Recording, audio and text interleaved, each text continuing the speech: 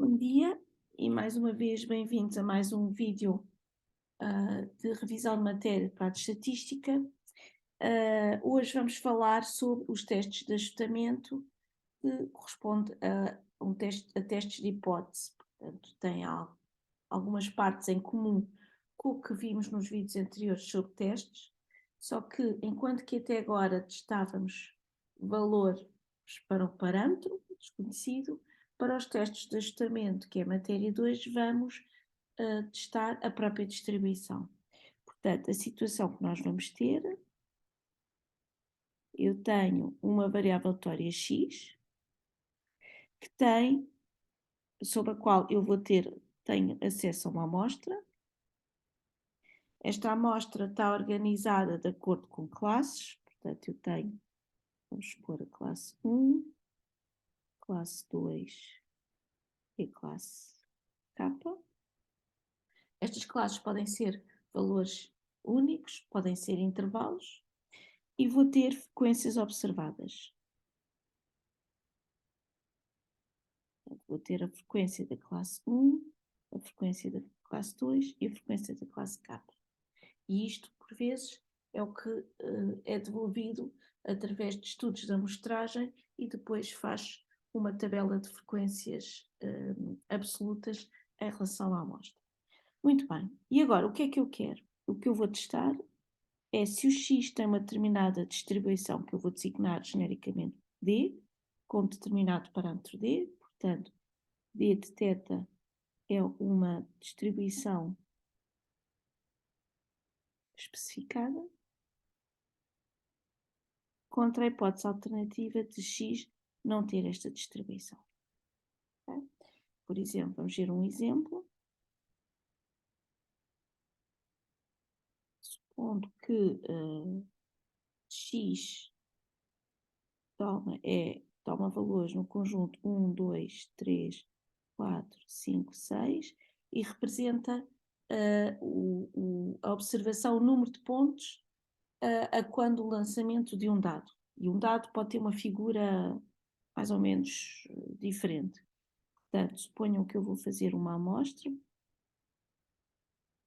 e para essa amostra eu obtive a classe, portanto tenho a classe 1, 2, 3, 4, 5 e 6 e agora, isto vai ser um exemplo fictício, supondo que eu fiz 100 observações, que eu observei, por exemplo, qualquer coisa idiota como, ou não, 10, portanto 80, que nessas 100 observações observei 50 vezes a face 1, 10 vezes a face 2 e sucessivamente. Ok. E supondo que eu quero verificar se o meu x tem distribuição uniforme discreta no conjunto 1, 2, 3, 4, 5, 6, ou se pelo contrário, x não tem esta distribuição. Portanto, o que é que eu estou a testar? O que eu estou a testar é sobre H0, se a probabilidade de x igual a i é igual a 1/6 para i pertencente ao conjunto 1, 2 até 6. Okay? Portanto, eu não estou a testar precisamente o parâmetro, estou a testar a própria distribuição. E isto é o que nós entendemos como um teste de ajustamento. Portanto, vamos continuar, já voltamos a este exemplo.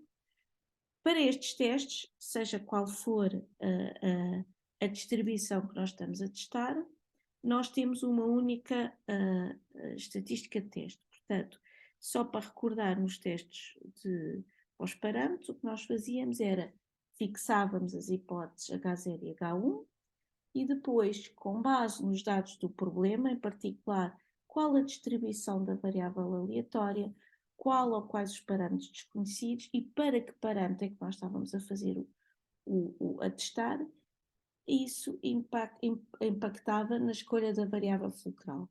Uma vez escolhendo a variável fulcral, substituímos o parâmetro pelo valor que estava em H0 e com isso obtínhamos a estatística teste e depois construímos a região de rejeição, região essa que tinha a ver com a forma da hipótese H1 e depois a decisão era tomada consoante a região de rejeição, que podia ser construída a partir do nível de significância ou de uma forma um pouco distinta através do valor P.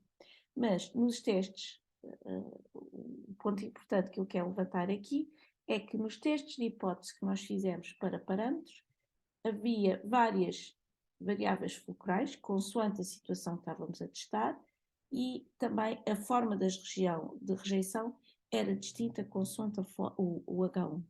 No caso dos testes de ajustamento, não é isso que se passa. No caso dos testes de ajustamento, a estatística de teste é sempre a mesma. Portanto, a estatística de teste, e que consta do formulário, se calhar podemos ir ver o formulário.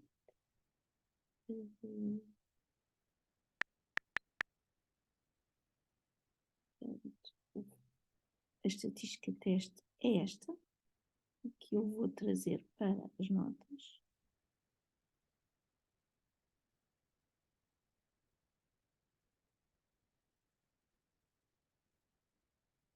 Ok?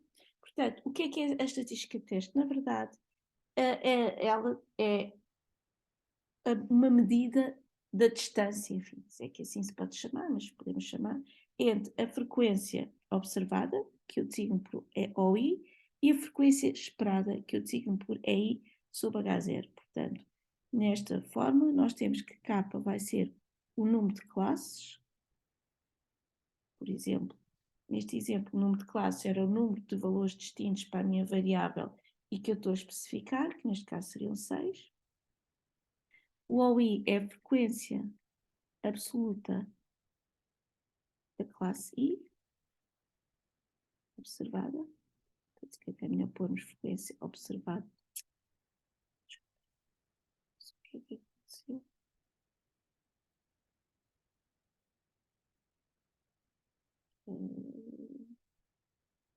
Imensa desculpa. Ok. Portanto, a frequência observada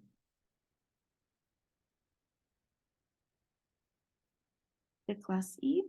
E o que é o EI? O EI é a frequência absoluta esperada. Essa é a grande diferença entre o OI e o EI da classe I.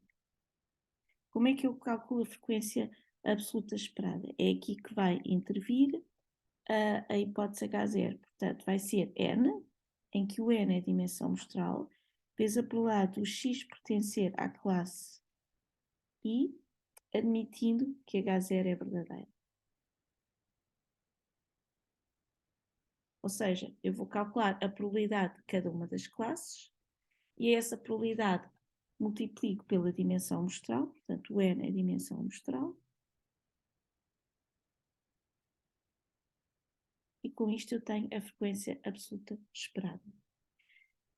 Portanto, o que eu tenho, vou fazer a diferença entre as frequências absolutas, as observadas e as esperadas, ao quadrado, divido pela frequência esperada e essa soma tem uma distribuição Q quadrado com K menos 1 graus de liberdade. Portanto, voltando ao exemplo, no exemplo eu tenho esta tabela que eu estou a copiar.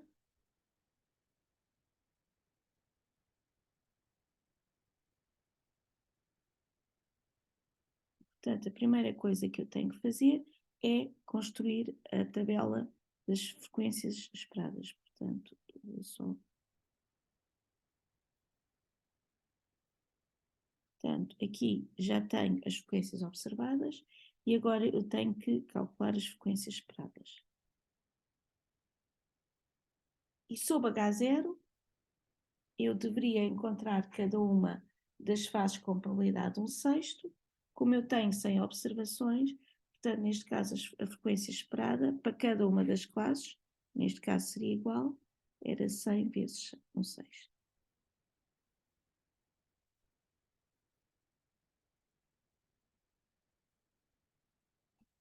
Portanto, isto são os valores que eu esperaria encontrar se a minha hipótese H0 for verdadeira. E, portanto, se eu quiser agora calcular o valor observado da estatística de teste, portanto, eu sei que a minha estatística de teste é o somatório desde igual a 1 até 6 desta diferença, que, caso H0 seja verdade, tem uma distribuição aproximadamente sobre H0 Q quadrado com 5 graus de liberdade, e agora vamos calcular o que é observado. Portanto, o que é o valor observado da estatística de teste? É, neste caso, 50 menos 100 sobre 6 ao quadrado sobre 100 sextos, mais, e agora todas as outras, que seria 10 menos 100 sobre 6 ao quadrado sobre 100 sobre 6 e assim sucessivamente.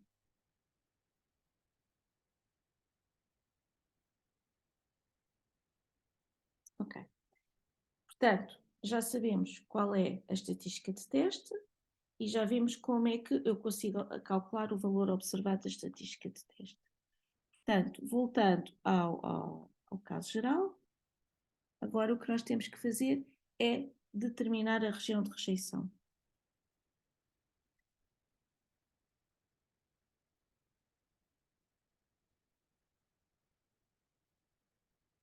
E para determinar a região de rejeição, olhando para a estatística de teste, nós percebemos que quanto maior for a diferença entre o que eu observei, que aqui entra como OI, que é a frequência observada da classe I, e o que eu esperaria observar se H0 fosse verdadeiro, que é o EI, quanto maior for essa diferença, significa que mais indícios eu terei para suspeitar de que H0 não é verdadeira. Portanto, o que é que leva à rejeição de H0? São valores elevados da estatística de teste. Isto é, o que eu estou à espera, vou só buscar novamente a estatística de teste.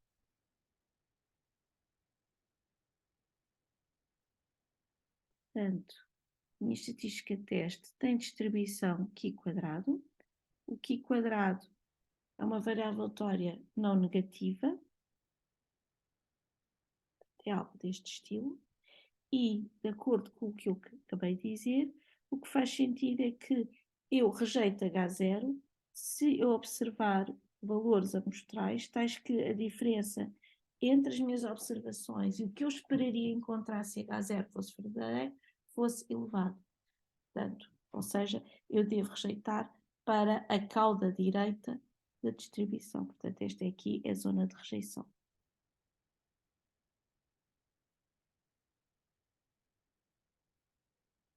E agora, para decidir, das duas uma. Se me derem o nível de significância, portanto, se o nível de significância for dado,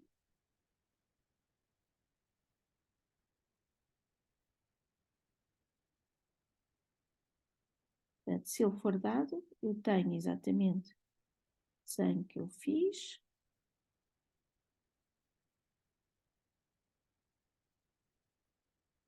E agora, eu quero que a área da região de rejeição seja igual ao nível de significância alfa. Portanto, aqui à esquerda está a área elementos alfa, ou seja, este ponto que faz a fronteira entre a aceitação ou a não rejeição e a rejeição é o quantile de um aqui quadrado com k menos 1 graus de liberdade e é o quantile de probabilidade de menos alfa. E nesse caso, a minha regra é rejeitar a H0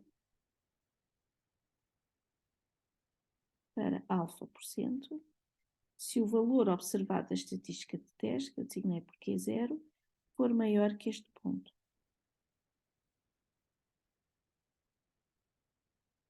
Não rejeitar caso contrário.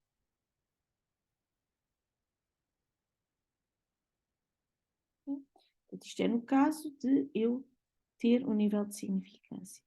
Se eu não tiver um nível de significância, tenho que calcular o valor P. Para calcular o valor P, começo por fazer o desenho da região de rejeição. E agora a diferença é que, em vez de fixar a área, eu vou fixar a fronteira entre a aceitação e a rejeição, e vou fixá-la igual a, por exemplo, supondo que o que é observado está aqui. E, portanto, é esta área que eu não sei quanto é que vale. Isto aqui é 1 menos, é o P, desculpem. Aqui é 1 menos P. E, portanto, o valor P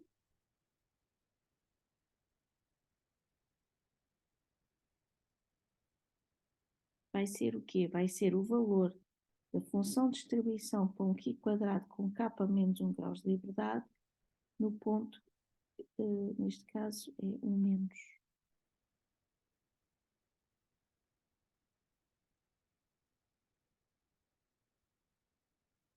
No ponto que quiser. E, portanto, devo rejeitar H0 para qualquer alfa maior ou igual que o valor P, não rejeitar caso contrário.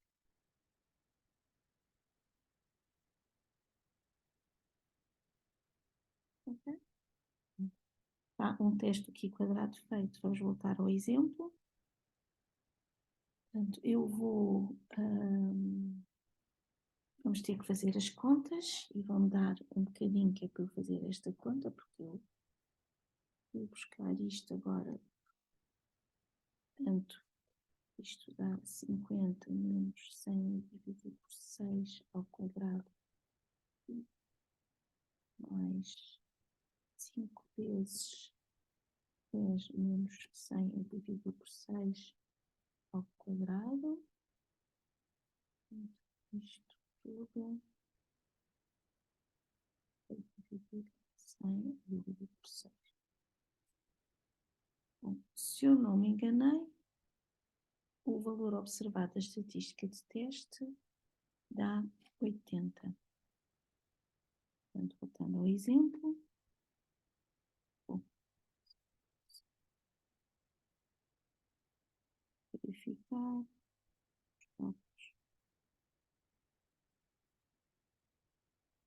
Portanto, se eu souber o nível de significância, vamos assumir que por algum motivo me dizem que o nível de significância era igual a 5%.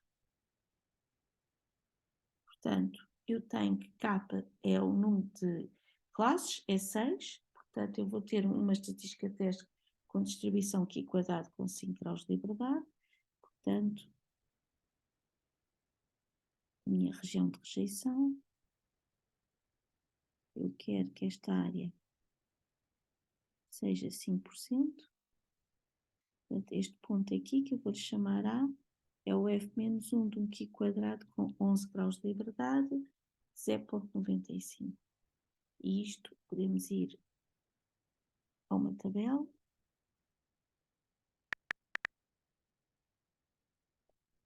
E com 5 graus de liberdade, 5 graus, isto é Q quadrado, 5 graus de liberdade, tenho que procurar o quantil de probabilidade 0,95. Eu faço sempre isto que é para não me enganar, que é a procura, e portanto, se não me enganei, é este ponto 11,04.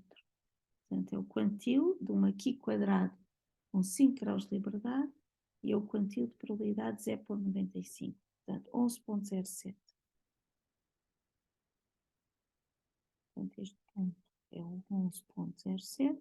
Ora, como o meu valor observado da estatística de teste é 80, está dentro da região de rejeição, então, neste caso, diria que como o que é observado, que é 80, é maior que 11,07, então H0 deve ser rejeitada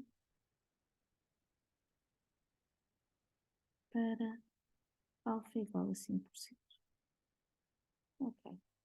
Portanto, isto era se me fosse dado o nível de significância. Se o exercício me pedisse para calcular o valor P, portanto, para o valor P, eu faria algo idêntico, só que neste caso eu iria era fixar a fronteira entre a aceitação e a rejeição igual ao valor observado da estatística de teste. Portanto, e agora iria calcular este P. Portanto, eu sabia que o valor Q menos o valor P é igual ao valor da função de distribuição ao Q quadrado de 11 graus de liberdade no ponto 80. Portanto, o P seria 1 menos este valor. Portanto, eu já disse aqui várias vezes que, no caso de vocês terem máquinas de calcular e souberem calcular, vão ver este valor. No meu caso, tenho que utilizar tabelas, e as tabelas, só há tabelas de quantias de distribuição Q quadrado, e, portanto, eu tenho que andar à procura de valores aproximados. Reparem que se eu continuar, portanto, o que eu quereria era encontrar aqui o valor 80. Não encontro e vejo que para um nível de para um quantio de probabilidade 0.995, a função de distribuição, o valor correspondente é 22.11. Isto é, isto significa é que a função de distribuição com Q quadrado com 5 graus de liberdade no ponto 22.11 já é 0.9995, o que significa que eu querendo a função de distribuição no ponto 80, que é maior que 22.11, ainda vai ser maior que 0.995. Portanto, o que vai acontecer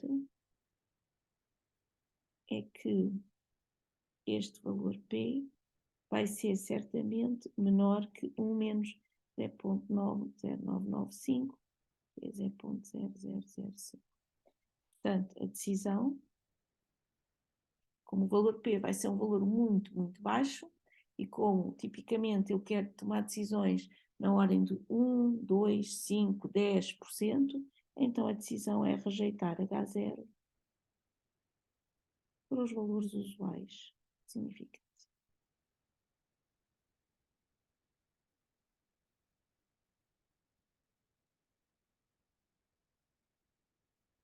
Ok, portanto, aqui temos o teste de ajustamento do Q quadrado.